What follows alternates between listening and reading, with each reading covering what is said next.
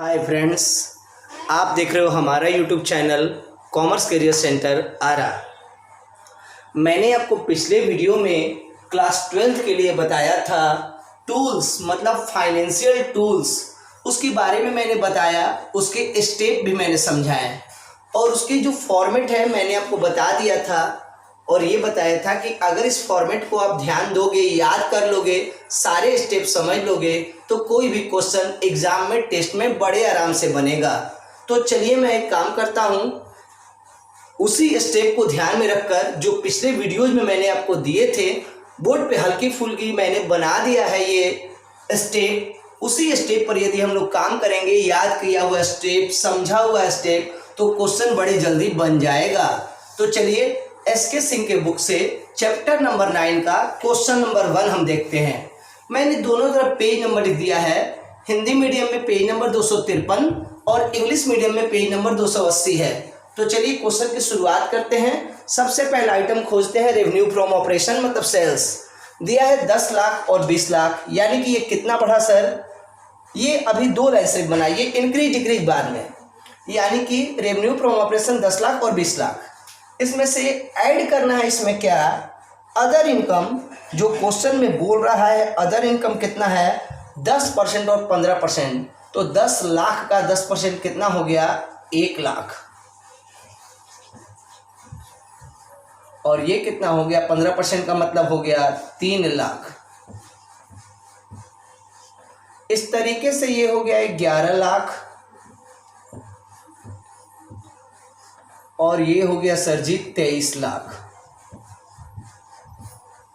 हो गया। Less expense, इसमें से एक्सपेंस को लेस करना होगा। तो एक्सपेंस कितना लेस करना है क्वेश्चन में बता रहा है। क्वेश्चन में बता रहा है लेस कीजिए एक्सपेंस रेवेन्यू फ्रॉम ऑपरेशन का 50%, यानी कि जितना रेवेन्यू फ्रॉम ऑपरेशन है उसका आधा 50%। तो 10 लाख का आधा कितना होगा सर? 5 लाख। उसी तरीके से 20 लाख का कितना निकालना है? 60%, यानी कि 2 छक्का 12 लाख। सही है।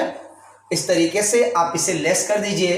अगर आपको प्रॉफिट बिफोर टैक्स पाना है तो 3 में से 4 को घटाइए।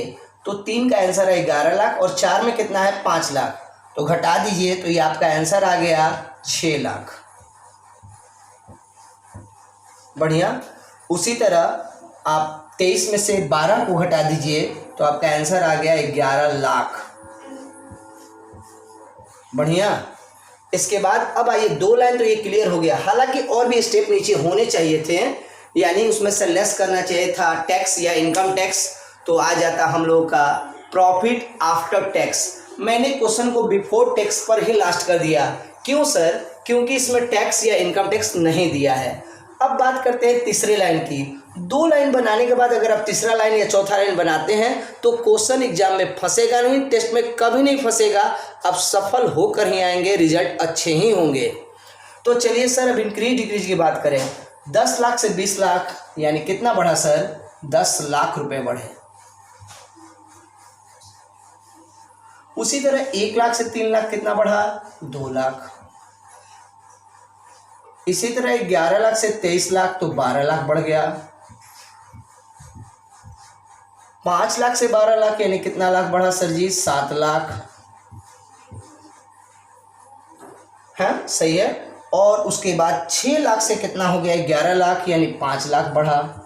मैंने इंक्रीज डिक्रीज को ठीक तरीके से देखा तो सब बढ़ रहा है, कोई घटता हुआ नजर नहीं आ रहा है। अगर घटता हुआ नजर आता तो मैं ब्रैकेट लगा देता, लेकिन मैंने ब्रैकेट नहीं लगाया, सब पॉजिटिव है।